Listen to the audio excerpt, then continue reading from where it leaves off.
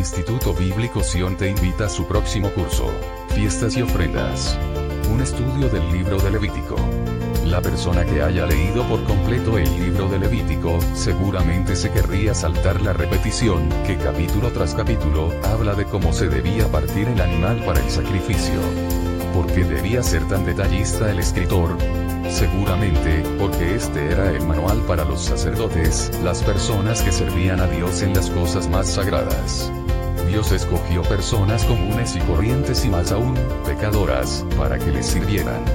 Éxodo 19 verso 6 dice: y vosotros me seréis un reino de sacerdotes y gente santa.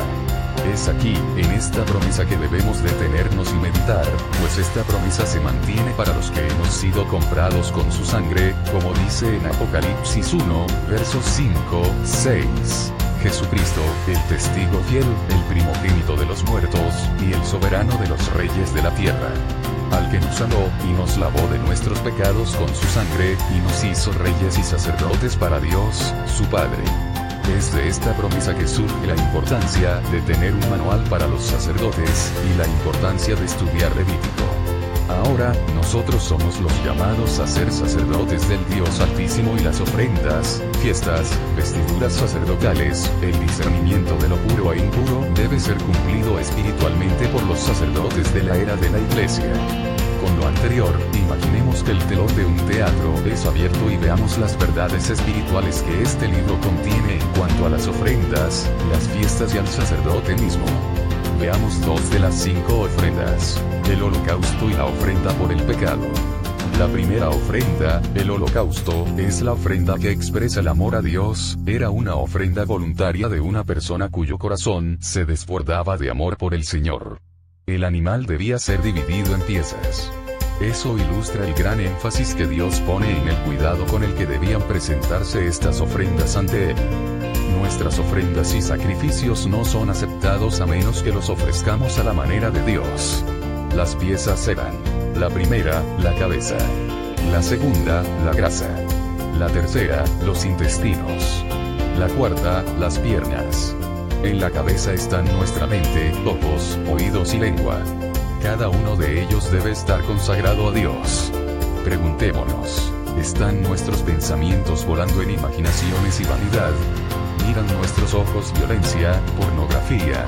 ¿Escuchan nuestros oídos murmuración, queja, chistes de doble sentido o peor aún, habla nuestra boca eso mismo? Entonces dudemos que nuestro sacrificio, nuestra vida misma, será consumido por nuestro Señor con agrado. Jesucristo cumplió hasta el último momento con la consagración de sus pensamientos, pues sus últimas palabras son la declaración del Salmo 22, que después de decir Dios mío, ¿por qué me has abandonado?, dice en tono triunfal: pero tú eres santo, tú que habitas entre las alabanzas de Israel. La ofrenda por el pecado fue instituida para tratar con pecados cometidos de manera no intencional, o sea, pecados de ignorancia. También trata con las transgresiones o acciones de pecado, y también trata con nuestra propia naturaleza de pecado. Esto es lo que hizo Jesús en la cruz.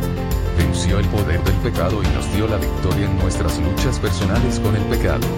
Es en la experiencia de la crucifixión, cuando decimos con Cristo estoy juntamente crucificado y ya no vivo yo, mas Cristo vive en mí, es entonces que podemos ser esta ofrenda viviente. Ahora veamos al sacerdote mismo, cómo debía comportarse. Es extraordinario descubrir que sus acciones debían reflejar lo que sus vestiduras simbolizaban: santidad, justicia, misericordia, autoridad, todas ellas eran la conducta del sacerdote. Cada vez que el sacerdote ofrecía sacrificio, lo primero que hacía era lavarse.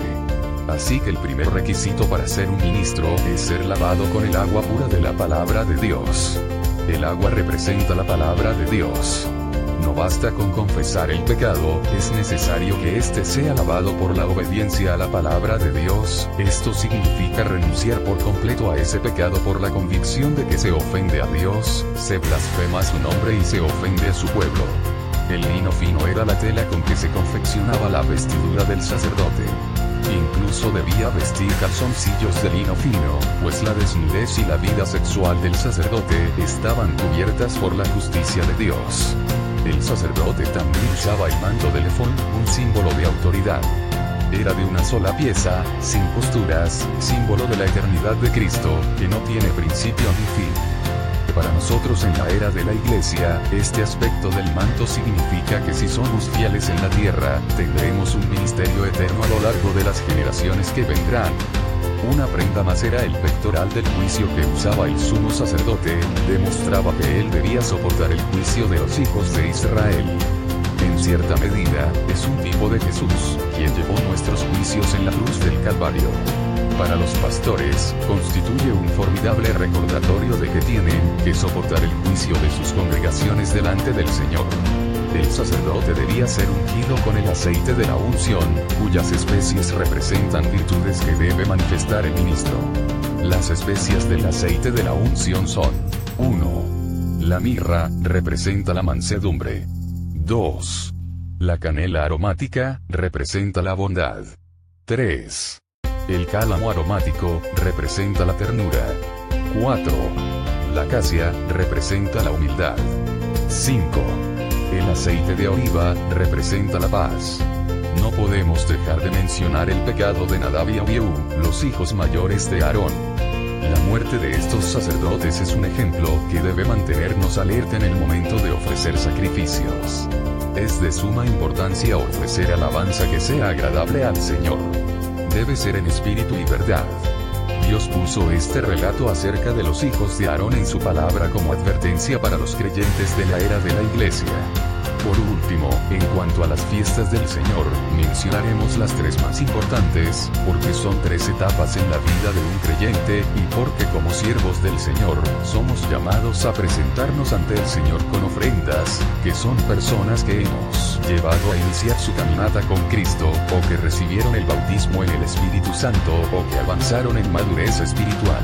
La fiesta de la Pascua representa la salvación por la sangre de Cristo, nuestro Cordero Pascual. La fiesta de Pentecostés representa el bautismo del Espíritu Santo con la señal inicial de hablar en otras lenguas. La fiesta de los tabernáculos representa avivamiento y restauración, cosecha, gozo, gloria, unidad, reposo y la aparición de Cristo. Es la última fiesta que experimentamos como creyentes, y es la última fiesta que la Iglesia celebrará espiritualmente, antes de la segunda venida de Cristo. Este curso es de tremenda bendición, porque como creyentes hemos sido llamados a ser sacerdotes de Dios.